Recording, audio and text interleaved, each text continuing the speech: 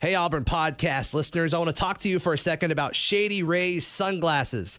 Shady Rays is an independent sunglasses company, so they do things their way. 1-2 punch warranty. You will not find a stronger warranty in the business. Free replacements if shades are lost or broken for any reason for a small shipping and handling fee. They'll replace any pair for any reason. Try that with your high-priced shades and see what they tell you. Also, Shady Rays provides 11 meals to fight hunger through Feeding America with every order placed, and they've provided over 1.5 million meals to date. Their shades are polarized with 100% UV protection and are the official shades of NFL running back LaShawn Shady McCoy. You want a pair? You can buy one and get one free if you use the promo code AUBURN, AUBURN, to buy one pair of Shady Rays sunglasses and get another free. Promo code AUBURN.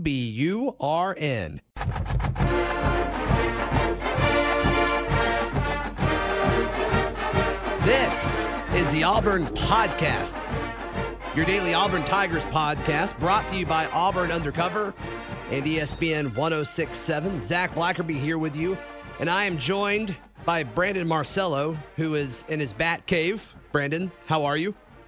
I'm good. It's weird outside. Yeah, it is weird outside as we record this Tuesday afternoon. Yeah, it's like it wants to storm, but it's not going to. Yeah, it's very strange. It's very strange. All right, so today we are going to play a game that I used to do when I hosted the lunch break a lot before I moved to the morning news show, called 20 Questions. And everyone wants to hear what Brandon Marcello has to say. So I thought this would be the perfect day for it, Brandon. So here are the rules. We have 20 questions, hence the name. I'm going to ask you one at a time, and you will have a minute to answer it. All right. Okay. Yeah, it sounds easy enough. Yeah. I think, maybe. All right. Some of them, a minute will be plenty. Some of them, you may need more, but you only get a minute. So, okay. All right, here we go. Number one, who earns more yards from scrimmage this season? Kerryon Johnson for Detroit or Boobie Whitlow for Auburn? Boobie Whitlow for Auburn. I think Jartavius Whitlow at some point is going to be the top guy at running back this season. I just get that feeling. At least that's my prediction. Probably won't be right. Kerryon, he's going to have to continue to fight for playing time, even though he might be the number one guy there. And listen, I don't think Detroit's had a 1,000-yard rusher in I don't know how many years, and Kerryon can do it, but I just get the feeling that it's not going to quite be the type of season Whitlow's going to have at Auburn. Okay. All right. That's what I expected you to say. Yeah, because I mean you're pretty high on Jartavius Whitlow. Yeah, he just seems to be the most complete back on the team right now. I mean, Cam Martin's fast and everything, but he's still under 200 pounds, and I'm just not buying this idea that, hey, what's it like running at 200 pounds? He's not 200 pounds. Yeah, he's just not. Right. All right. Number two, how many 300-yard passing games will Jarrett Stidham have this season? Gosh, that's a good question. I got 20 good questions, How Brandon. many do you have last year? Gosh. Do we know? Okay. Probably like 3 or 4, right? If I had to guess, I don't know. I'm going to say 4. You want to pick the 4 if you just had to? I just say 4 300-yard passing games. He'll probably have a lot of 200-yard games. In fact, he'll probably throw for 200 in every game this season. But pick the 4, Brandon. If you had to pick the 4, who would they be? Oh, goodness gracious. Oh, goodness. I'd have to look at the schedule. Alabama State, Liberty. There will be a big opponent in there somewhere where he throws for 300-plus yards, whether it's Georgia or Alabama. I'm going to say LSU at home. Ooh, okay. Texas A&M's a good one. All right. I'm going over 4 already, so 4 or 5 games. Okay. All right, that was right in a minute. Number 3, who wins in a fight, Nate Craig Myers or Austin Wiley? Austin Wiley. Okay. Just bigger dude, and he's got the longer reach. Who do you think scrappier? Do you think Wiley's scrappier? I know we haven't seen him in like a year, but yeah, I don't know. I've never seen him fight. I mean, I don't know. Okay. Wiley's got the upper body strength. He's longer. He's bigger. Unless Nate Craig Myers is just like a close fighter and likes to take guys to the ground. Sure. I got Austin Wiley. Number 4, if Auburn could steal one player from another SEC team to put on their roster, who do you think they would pick? Or who do you think it would benefit the most for them to pick? Whew. And to the listeners, like, Marcello did not know that this was happening on the podcast no idea. today. And I'm trying to think of SEC players, to be honest. I'm so involved with Auburn. I think it would really help them out to have a better running back. So I'd say hell, why not the Kentucky guy? Snell, is that his name? Yeah. Why not him? Though I don't think he'd be great.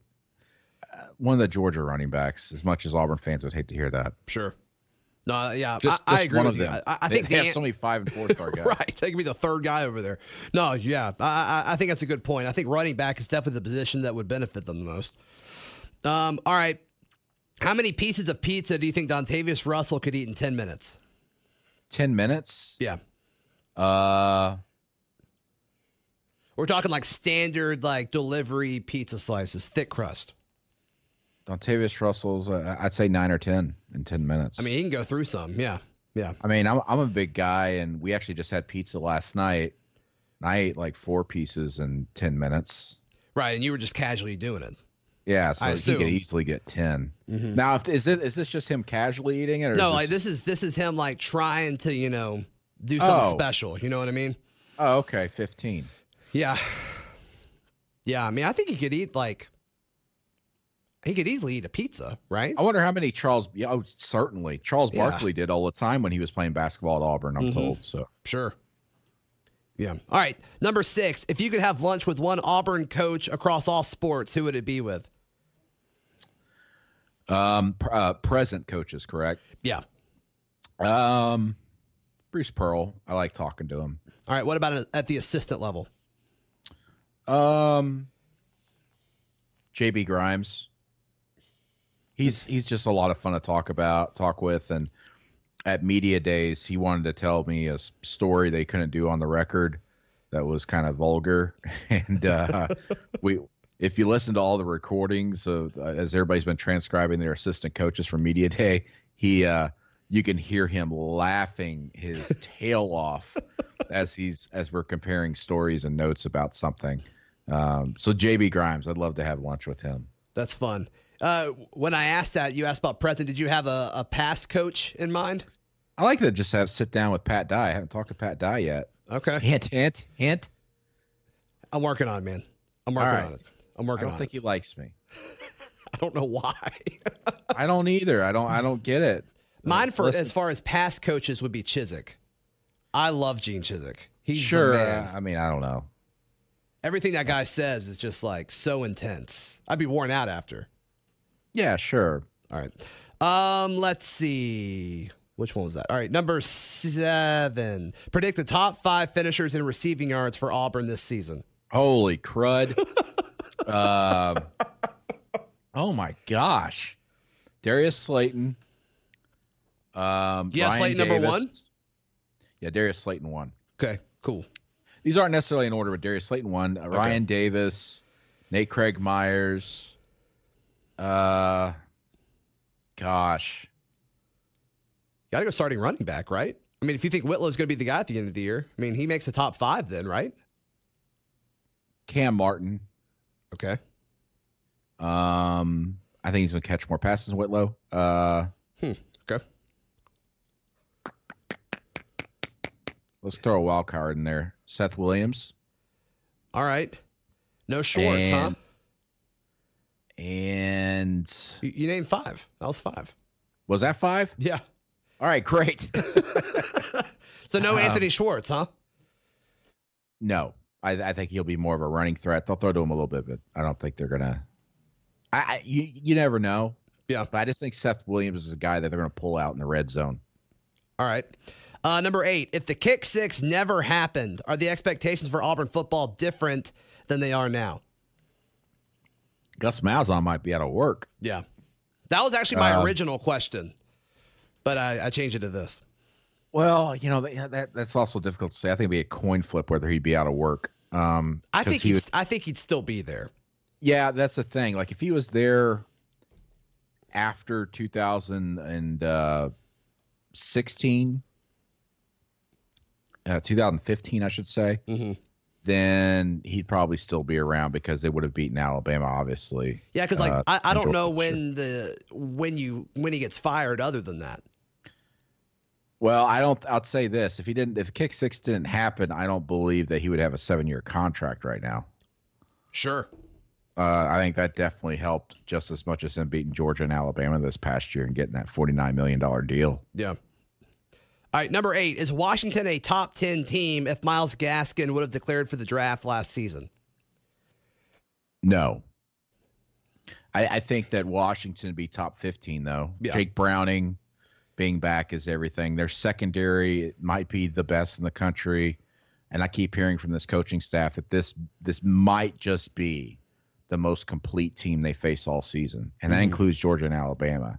And that's not a knock on Georgia and Alabama, but because it's this early in the season and they're so complete already, that makes it a much different prospect. I think if you faced, say, Georgia earlier in the season, that would actually be an easier game than facing Washington early in the season, because Georgia still has some things to figure out. Well, I think Washington has it all figured out right now. Interesting. I agree with you. I don't think they'd be a top 10 team without Gaskin as well. All right, they'd be top 15. I mean, they would drop a little, but not yeah, I mean, much. it's not like they're awful without him, right? No. Number 10, what would the feeling what kind of feeling would Auburn fans have about the running back situation if Cam Petway would have returned to Auburn this season? What kind of Cam Petway? Is he healthy? I mean, I think that's the big question, right? If he's healthy and his head is in it, and I think they would be much more confident, especially because you could use a Cam Petway / Cam Martin rotation, throw in some Jartavius Whitlow in there sometimes, though I think they'd probably try to go with some Asa Martin more other than Whitlow, just to change it up. Right. I think fans would be very, very confident in the running game. Number 11, other than Auburn Undercover, what is your favorite website? Favorite website? Doesn't have to be sports related, just in general. Yeah.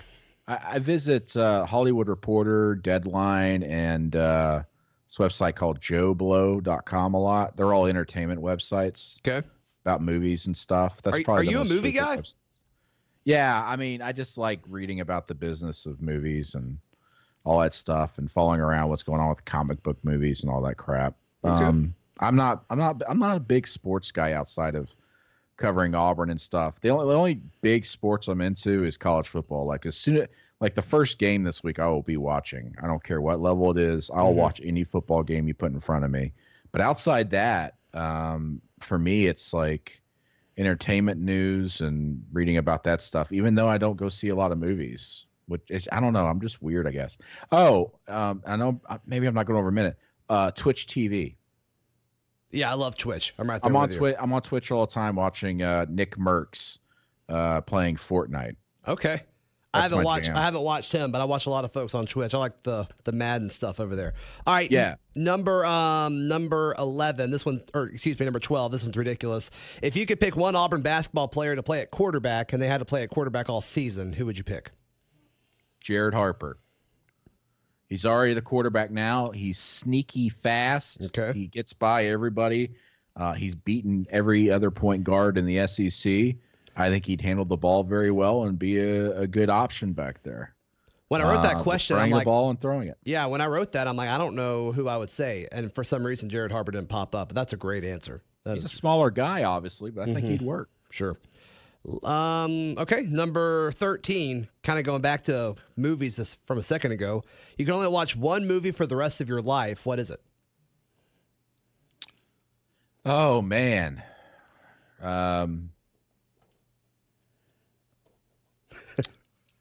It depends on the mood I want to be in the rest of my life. Either my favorite movie of all time, RoboCop, the original, or really maybe Big Fish. Whoa. Here's the thing. I love Big Fish, and I loved it before I ever moved to Auburn. Auburn was ever on my radar. And then come to find out, part of the movie takes place in Auburn. I think it was written by an Auburn grad as far as the play. Auburn's referenced, but it's in Huntington, right? Huntington, right. Yeah. That city, the town. So but I love that movie. And it's one of the rare Tim Burton movies that kind of, I mean, it's got some Tim Burton in it, but it's such a good story. I love it. I tried watching that movie, I think freshman year of college, and I just couldn't get into it. I'm going to try it again now. Yeah, it's all about just, I didn't really have a dad growing up. I'll just say that, but It's all about your dad just telling stories and you believe everything he says. And then you grow up and you get sick of it and you realize how much of it was BS. But in the end, you realize that it wasn't really the lies and the big things about the stories that matter. It was that your dad cared enough to make it seem like life was worth living. And then the end of it is just pitch perfect. Dang, that's intense. I need to go watch that again. I need to go watch that. Cried. I'll admit it. I cried like a baby when I saw it in theaters. I did not know what to expect. I cried like a baby when the movie ended. Is it one of those where like you cry every time you watch it? Because that's We Are Marshall for me. Every time I watch We Are Marshall. Oh, I hate that movie. You hate it? Yeah, it's so horribly done. I love that. Horribly movie. directed. It's directed by a guy who goes by a nickname, McG. Sure. He's a horrible director. That movie could have been so much better. I think Matthew McConaughey's a little over the top in it. I will say that what's his name from Lost? He does a really good job in it. He's Matthew a good Fox. actor. He's very underrated. Yeah, Matthew Fox is good. Matthew Fox. He should be in more stuff, man. He's really good. I agree. All right, number 14. Does Jarrett Stidham rush for 500 yards this season? No, absolutely not. It'll be between 200 and 300. Okay. Cool. Do you want more time for that? Or are we good? No, I just don't see it. No, I think that's fine. He's going to get his yardage, his running yardage, so to speak, most of it through quick passes. Sure. All right, number 15. Who is your prediction for the Super Bowl this season, and who wins? I know you said that college football is your main thing, but I have no idea. I don't know who's good in the NFL or not. I actually just got asked to join a fantasy league with some friends, and I reluctantly agreed. I'll finish last because I have no idea. Sure. I don't know. Patriots. I'm cool with that. I really don't know, dude. I'm cool with that. I'm picking New England as well. Really? Okay. Well, I guess that's just a safe pick. That's like everybody. I pick them every year, but yeah. Yeah. So. All right. What's your go-to order at Waffle House? Number 16. The All-American. Okay. And I add chili. Really? To the hash browns. To the hash browns? Okay. Yeah. Really good. I feel sick after. I'm not being. I'm not lying here, but I really do kind of feel sick to my stomach every time after I eat it. But it's so good. That's me with Asian food. I mean, it doesn't stop me from eating it, but like every time I eat orange chicken or sesame chicken or whatever, like I'm gonna feel bad about 2 hours later, but it's still worth it to me. Yeah, sesame chicken is my favorite, by the way. Whenever I go to Panda, but yeah, sure. I get that All-American at Waffle House. You get the waffle, you get the eggs, you get the sausage, bacon, and it's only like $6. It's crazy. Yeah, it's crazy. It's crazy. And I add chili to it. It's good. Okay.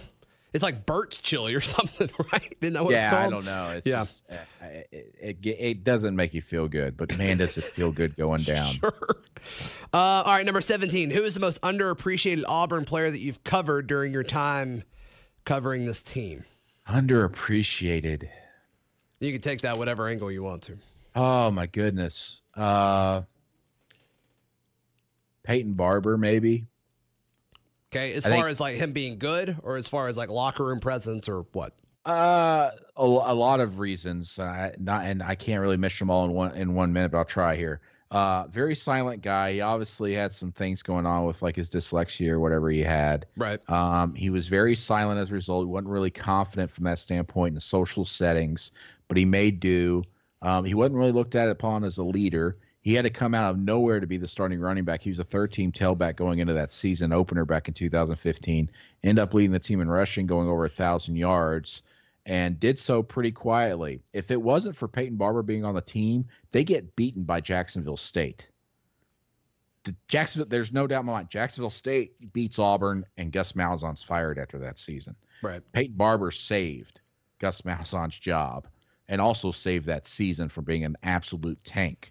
But then everybody was always looking at him as just the stopgap running back until everybody got healthy or Javon Robinson took over. And Javon Robinson took over when they got to the bowl game, and it was like Peyton Barber was forgotten already. And then Peyton Barber left. Peyton Barber, I think, is the most underrated player Gus Malzahn's coached so far at Auburn. Yeah, no, that's a great answer. And you mentioned the Javon Robinson thing. I mean, that was just such a weird series of circumstances. I mean, obviously, you know, they talked about injuries or whatever, the longest, you know, sprained ankle injury ever. But, yeah, I mean, he was the I kind of forgot about that story and background going around with him at Auburn, besides Michael Dyer.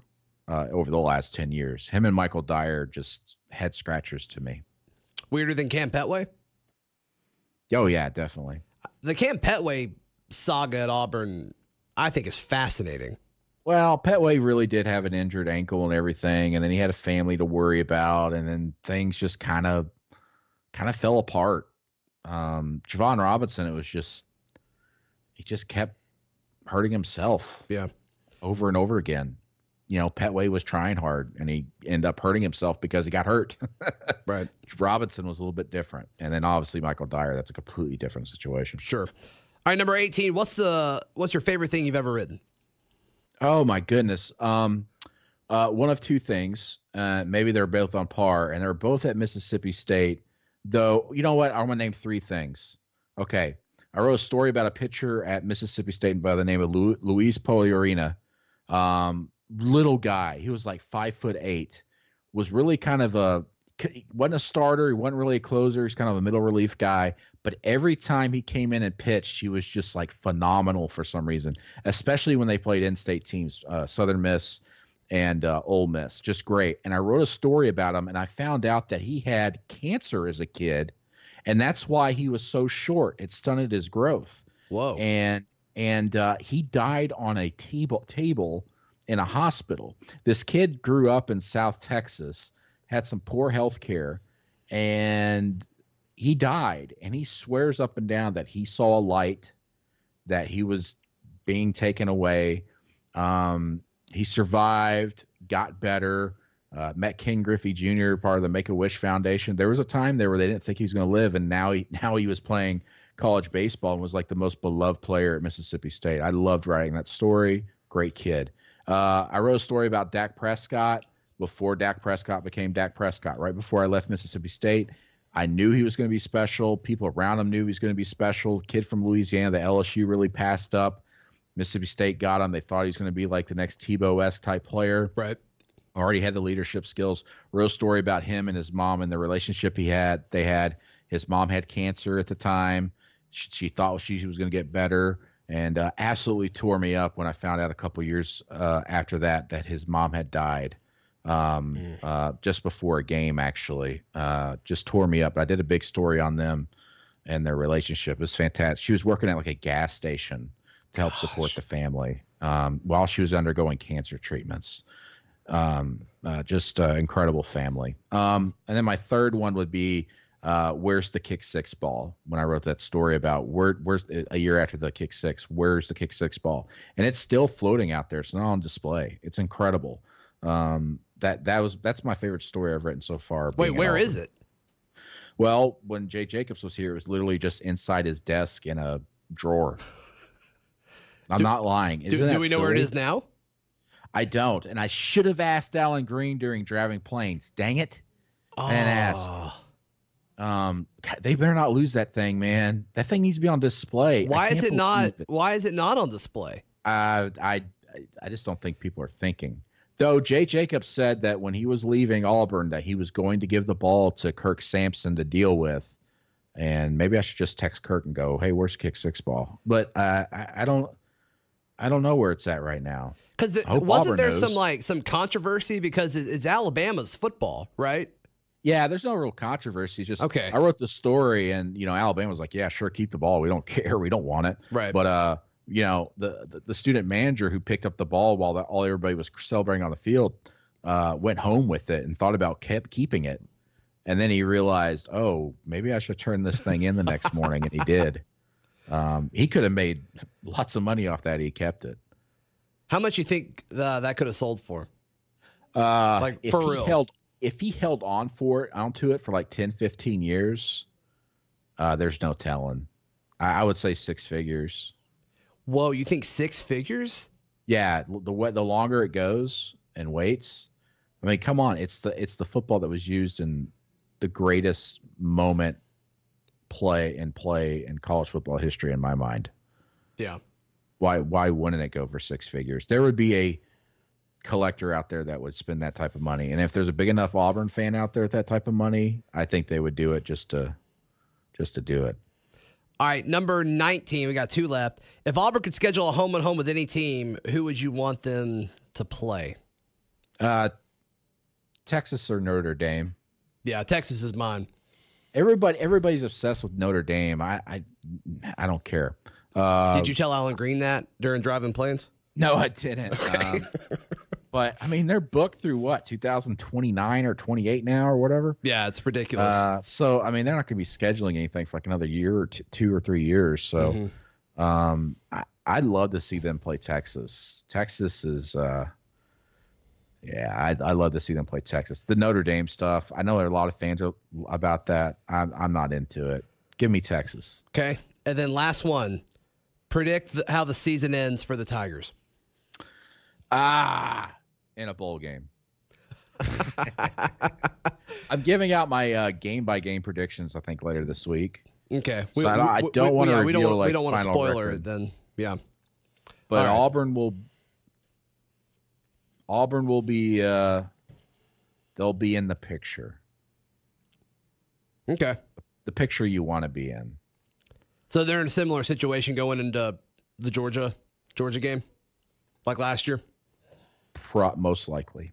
Okay. Yeah, I agree with that. Well, cool.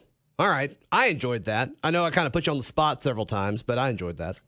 No, it's all right. I like the just random questions I'm not completely expecting. Sure. It shows just how stupid talking heads are like me when you do that. It's like, who do you think wins the Super Bowl? What? What's happening? What's a Super Bowl? Yeah, who's the player you put on Auburn's team? There are other players outside Auburn. All I do is cover Auburn. I don't know what's happening. Well, speaking of covering Auburn, what can folks expect at Auburn Undercover this week? We might have some recruiting things happening this week. Wink. Keith previewed that a little bit yesterday. Yeah, with Keith. So I've got a lot of like a series of things, like 10 things Auburn's got to do to win the SEC, predicting every game of the SEC season coming up. We'll get to talk to Gus Malzahn on some players here starting today through Thursday. And then Friday, we're going to get a little preview of the new game day facility. So we should have some videos and photos from that. So perfect. And then plenty of coverage, of course, on the football team going into Washington. But a lot of other stuff going on. So all that at auburnundercover.com. Be sure to join and become a VIP member. Brandon, thanks. Oh, and driving planes too. I've got the part 2 is actually probably going to be out Friday, and I'm revealing that here today. So cool. Yeah, I haven't watched the first part yet, but it's definitely on my things to watch. No doubt about it. Part 2 is going to be very newsy. Oh, really? Yeah, it's gonna make some news, I think. Okay, looking forward to it. If people sit there and actually watch all of it. Right. If it's 18 minutes like this last one, if I break it up into 3 parts, I think the third part will be the newsy part. Does that make sense? Anyway, it'll be very newsy based off the things he said. Watch it Friday, regardless, at Auburn Undercover. Brandon, thanks, man. All right, thank you. And that wraps up today's edition of the show. This has been another edition of the Auburn Podcast.